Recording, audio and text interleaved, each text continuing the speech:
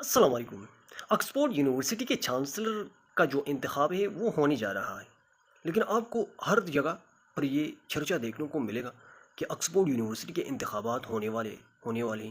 حالانکہ یہ پہلی مرتبہ نہیں ہے، اس سے پہلے بھی یہ انتخابات ہو چکے ہیں، لیکن اس دفعہ اس کا یہ چرچا اتنا زیادہ کیوں ہے؟ تو آپ کو سمجھانے کے لیے میں یہ ویڈیو کر رہا ہوں۔ دیکھیں، دنیا میں ہمیشہ دو طرح کے لوگ ہوتے ہیں۔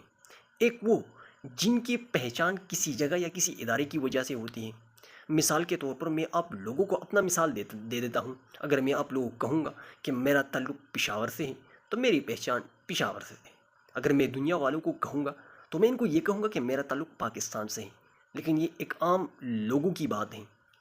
لیکن جب کامیاب لوگ ہوتے ہیں، دوسرے وہ لوگ ہوتے ہیں جن کی وجہ سے اس جگہ کی پہچان ہوتی ہے، جو کامیاب ہوتے ہیں اپنی زندگی میں۔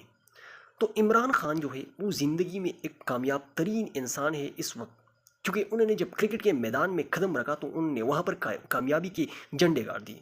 انہوں نے شوکن خانم بنانے کا فیصلہ کیا۔ لوگوں نے کہا کہ آپ نہیں بنا سکتے، آپ یہ نہیں کر سکتے، دنیا نے ان کو کہا، لیکن اس کے باوجود بھی وہ لگے رہے اور انہوں نے کر کے دکھایا۔ پھر انہوں نے نمل یونیورسٹی بنا کر دکھائی۔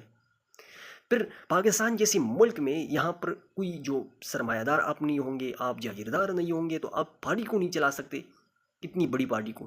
لیکن اس کے باوجود بھی عمران خان نہ جاگیردار تھا نہ سرمایہ دار تھا، لیکن اس کے باوجود بھی انہوں نے نہ صرف پاکستان کی سب سے بڑی پارٹی پاکستان تحریک انصاف کو پاکستان میں مقبول کرایا، بلکہ یہاں تک کہ 2/3 اکثریت بھی دلا دی۔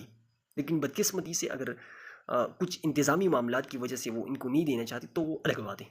لیکن بہرحال میں یہ بات کرنا چاہتا تھا کہ عمران خان ایک کامیاب ترین انسان ہے۔ جب کامیاب ترین انسان کسی جگہ پر رہتا ہے تو پھر اس جگہ کی پہچان بن جاتی ہے۔